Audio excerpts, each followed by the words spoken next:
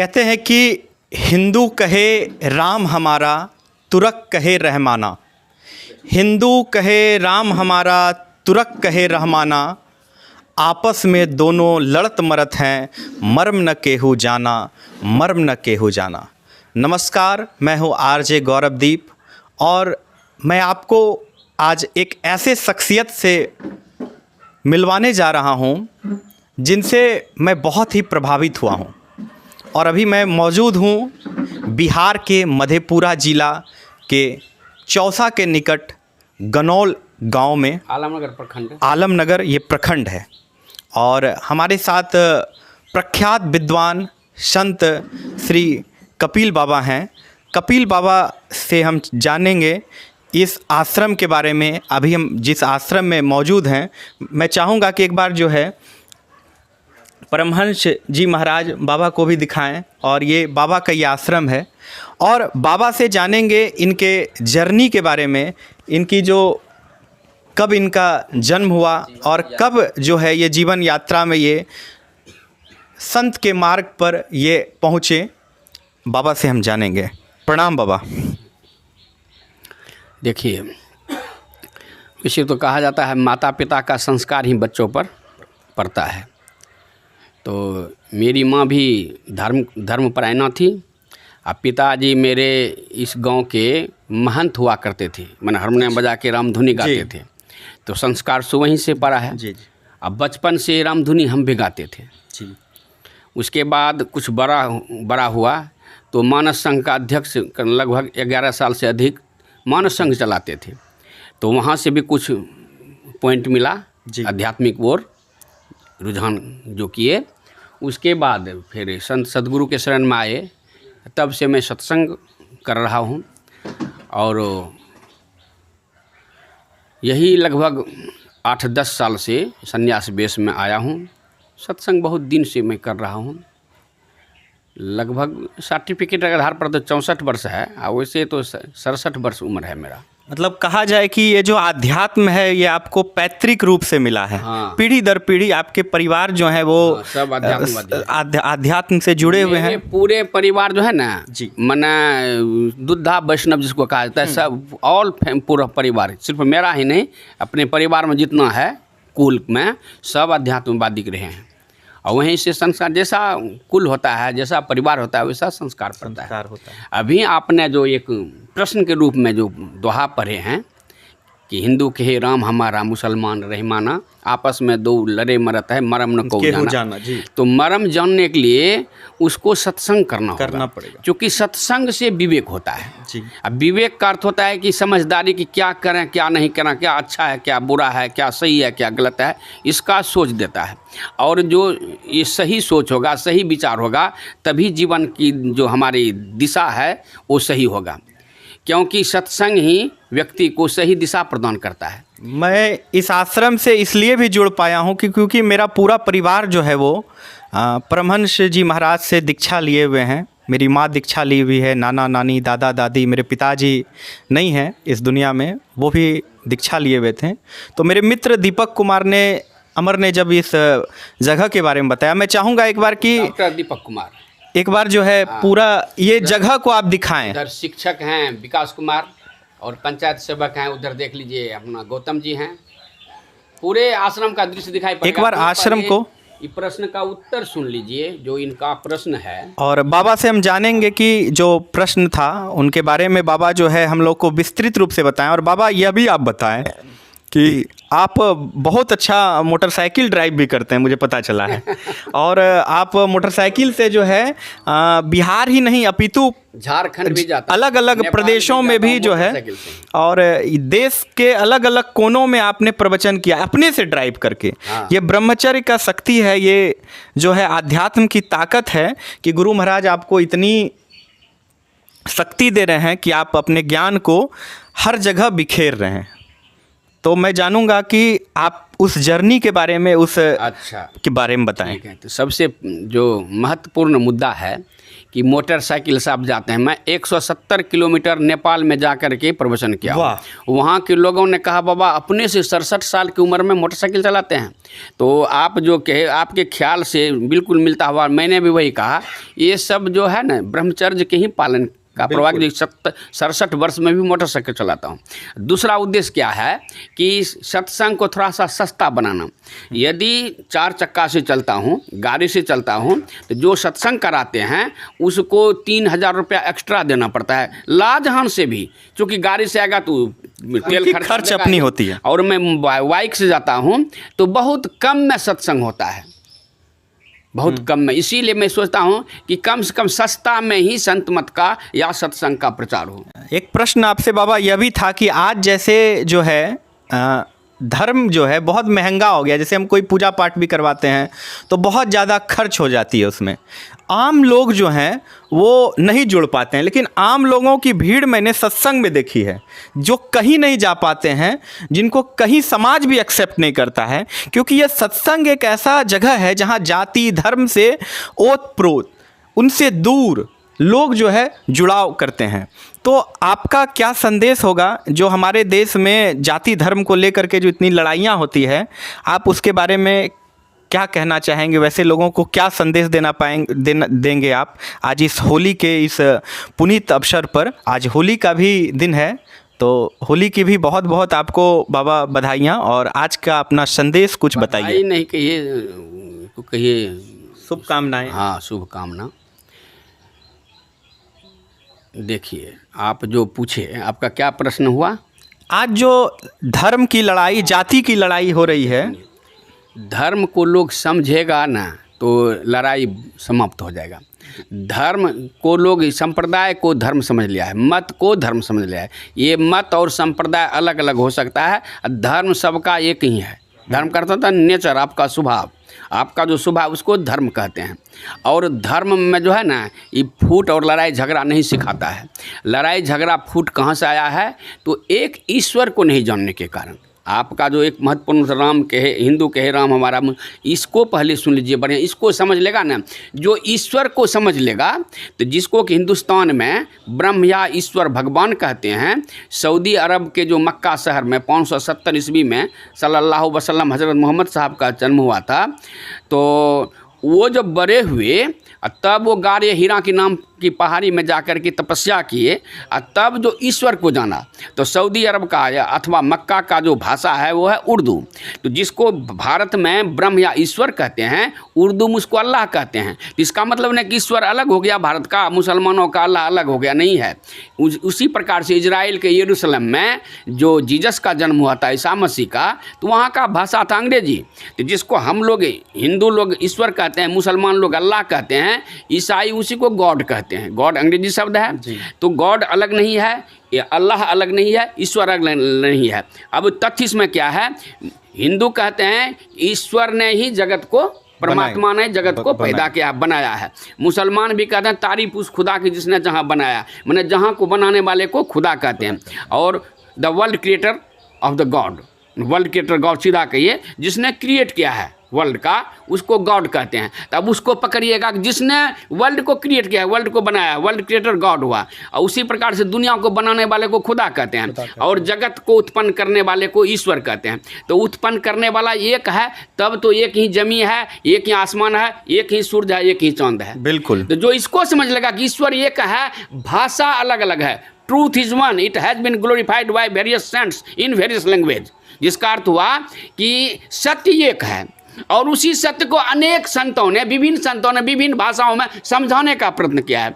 हम लोग जो हैं, हमारे जैसे नादान लोग, जैसे मैं अपने को ज्ञानी नहीं समझता हूँ, नादान लोग ही उस ईश्वर को तोड़ मरोड़ के कि मेरा अल्लाह अलग है, ईश्वर उसका अलग है। इसके कारण जब ईश्वर के स्वरूप को जान लेगा कि बनाने वाला एक ही है, एक जमी एक आसमान पैदा किया है, एक सूरज और चांद पैदा किया है, वो एक के है, भाषा अलग है, तो लड़ाई झगड़ा तब देखेगा संप्रदाय के नाम पर लड़ाई झगड़ा मतलब रास्ते अलग अलग हैं लेकिन पहुंचना सबको एक ही स्थान पर है। उसको स्वरूप को जो समझ लेगा तो और हम लोग इसी में जो है लड़ते झगड़ते रहते हैं, उसके मर्म को नहीं समझ पाते हैं। वही मर्म का अर्थ हुआ था वास्तविक में।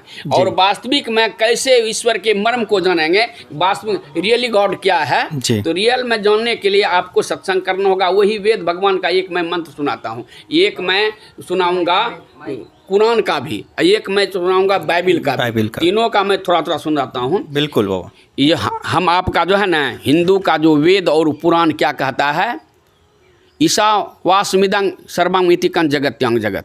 ईशा क्या है, इसका अर्थ है कि ईश जो है ना जगत के कण कण में विद्यमान है ना।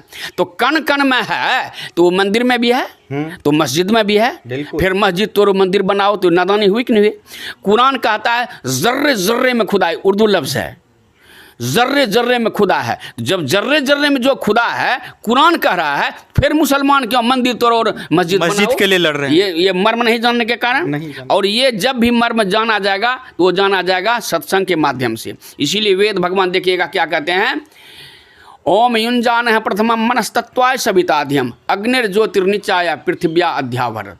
ये है जिसका अर्थ हुआ कि परमात्मा को यदि वास्तविक रूप से जानना चाहते हैं तो हे मनुष्यों, पहले मनुष्य शब्द का प्रयोग क्या है, सृष्टि में पहले मनुष्य आया है, बाद में हिंदू मुस्लिम सिख ईसाई सुविधा के लिए बन गया है। मनुष्य को उपदेश दिया कि पहले बुद्धि योग कर लो, उसके बाद किसके लिए, तो परमात्मा को जानने के लिए। जो तत्व रूप में जानेगा कि ईश्वर एक है, अल्लाह एक है, गॉड एक है, सिर्फ भाषा अनेक है, एक है, उसको जो जान लेगा वो लड़ाई झगड़ा तब बंद कर देगा।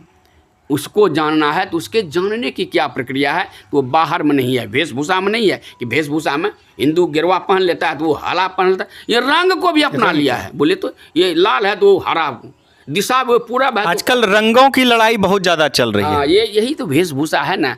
तो इसमें नहीं पढ़ना है, वास्तविक में समझना कि ईश्वर क्या है। जब एक के है तो एक है तो सबके पास होगा। तो है कहाँ में, बाहर में ईश्वर कहीं नहीं है, ईश्वर सबके भीतर में है, उसको जानना है।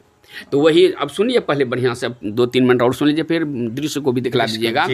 जो ये कह रहे हैं कि जर्रे जर्रे में खुदा है, कण कण में भगवान है, तो सबको दिखना चाहिए।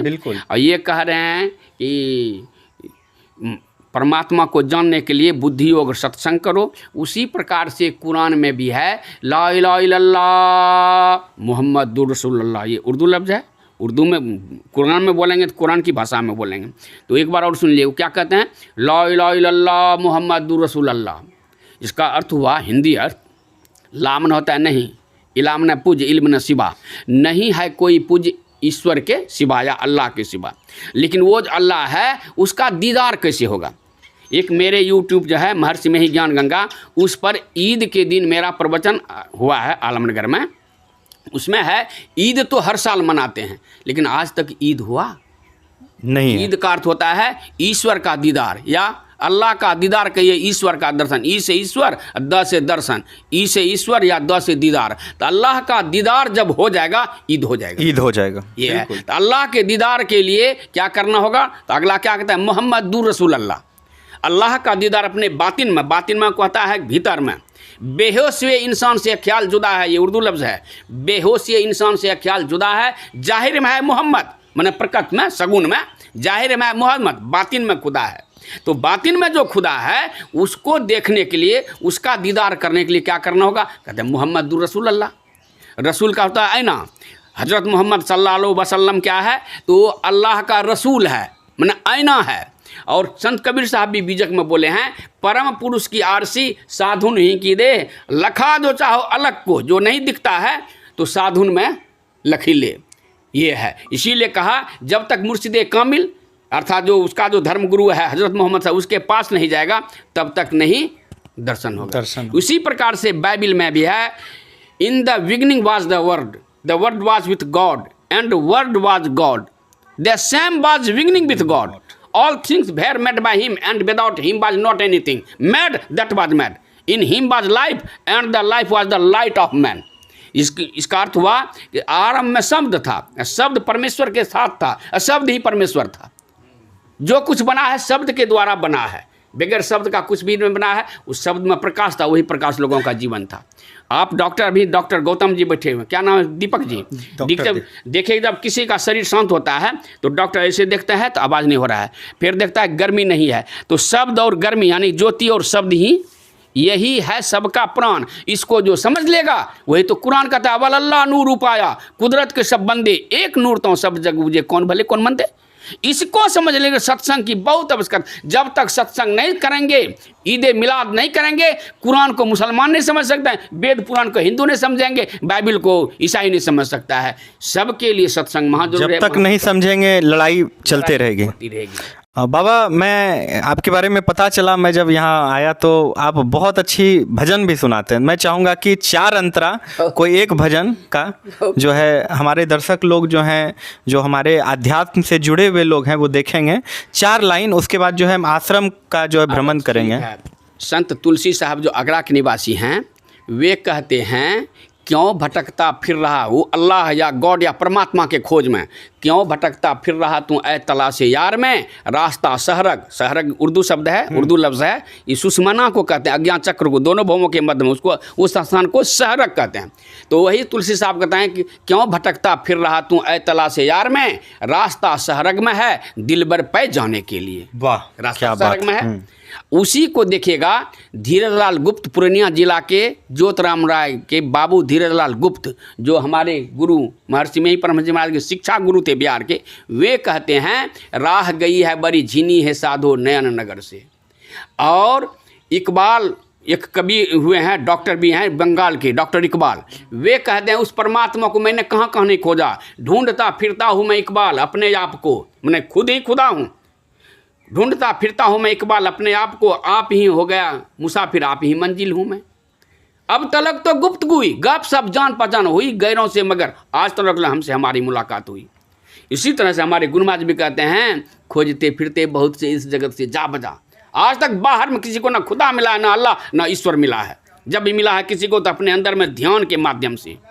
इसीलिए देखिएगा गीता महात्मा है, शांताकारंग भुजंग धैनंग भुजंग सैनंग पद्मनाभम सुरेशरम विश्वाधारंग गगन सदृशं मेघवर्ण स्वांगम लक्ष्मीकांतं कमल नयनंग योगी भीर ध्यान गव्यम।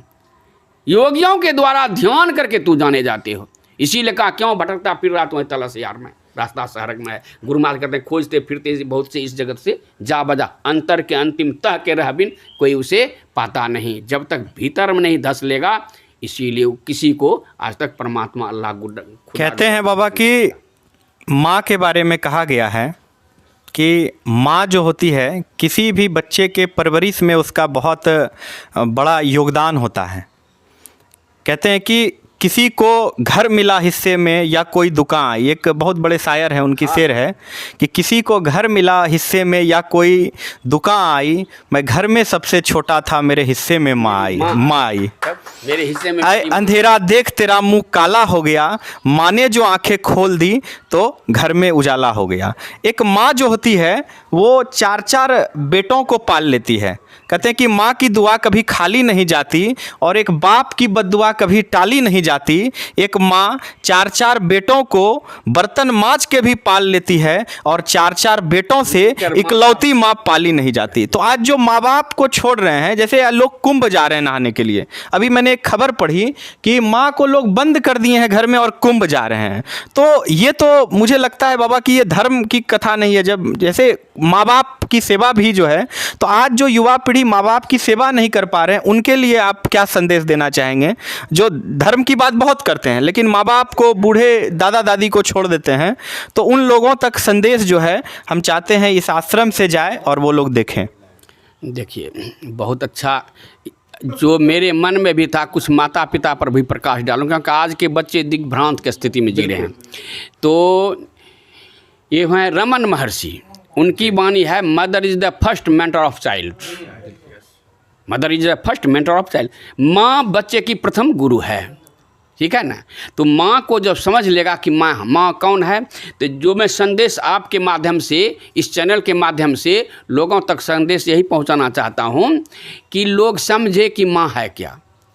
तो जो देवी देवता की पूजा करते हैं उसके लिए भी विकल्प है कि देवी देवता का यदि पूजा करते हैं तो सबसे बड़ा देवी देवता इस धरती पर माता पिता माँ बाप है। ठीक है। जो गुरु की पूजा करना चाहते हैं तो उसके लिए भी विकल्प है कि गुरु की पूजा भी जो करना चाहते हैं तो घरे से शुरुआत करना होगा। सबसे प्रथम गुरु है माता पिता।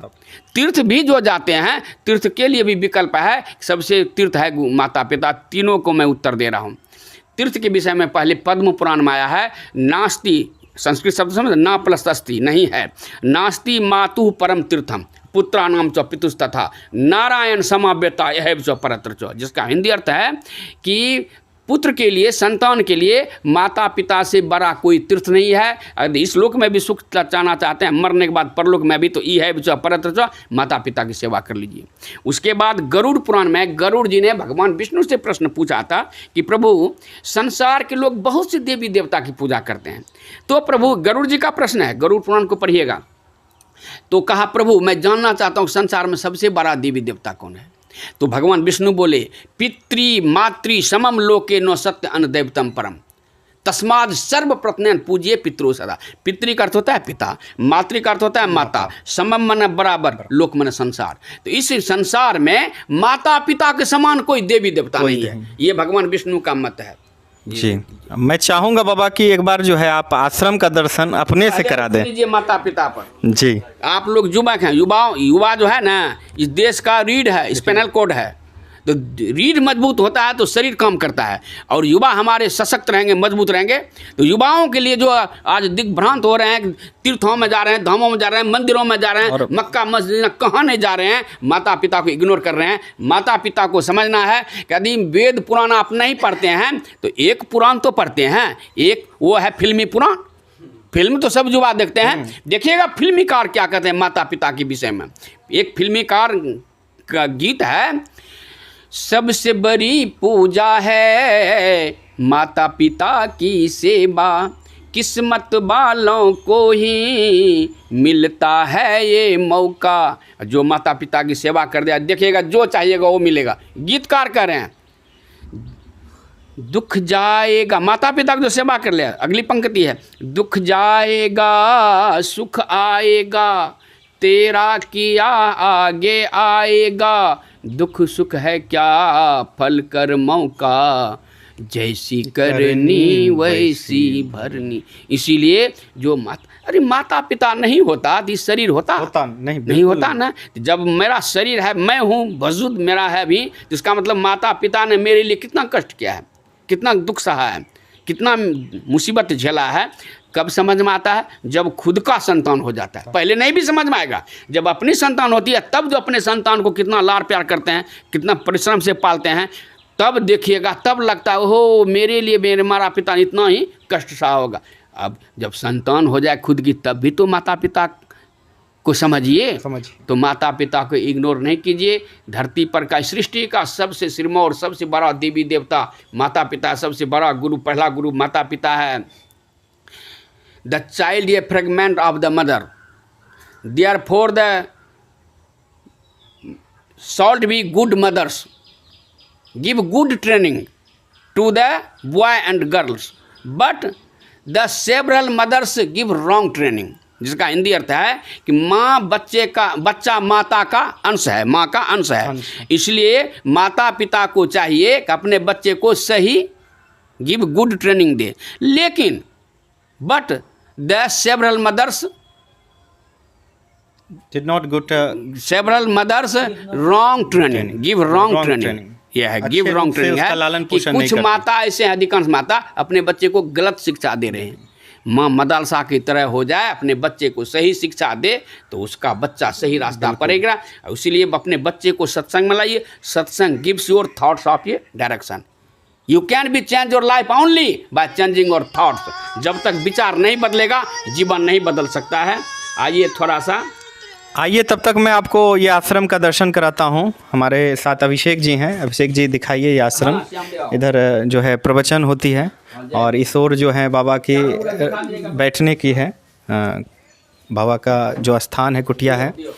और देखिए, और आप देखिए कि ये खेतों के बीच में है और इतना पर्यावरण ये रूप से ये जो है उत्तम ये मुझे जगह लगी। और आप लोग देखिए ये फूलों की बगिया है। बाहर आइए अभिषेक जी थोड़ा सा, और यहाँ पर देखिए, और उस ओर दिखाइए कि किस तरह जो खेत हैं, बांस के बगीचे हैं, और इतने अच्छे स्थान पर जो है हम बाबा का इंटरव्यू ले रहे थे। तो इसी के साथ मिलते हैं एक छोटे से ब्रेक के बाद, और आप सबों को फिलहाल होली की ढेर सारी शुभकामनाएं। आप तमाम देशवासियों को, सनातन प्रेमियों को, धर्म एवं आध्यात्म से जुड़े हुए लोगों को होली की ढेर सारी शुभकामनाएं। सभी लोग आपसी सौहार्द के साथ होली का ये त्यौहार मनाएं। Wish U A happy Holi, happy Holi. आपका अपना गौरवदीप, अपना गौरवदीप। Thank you.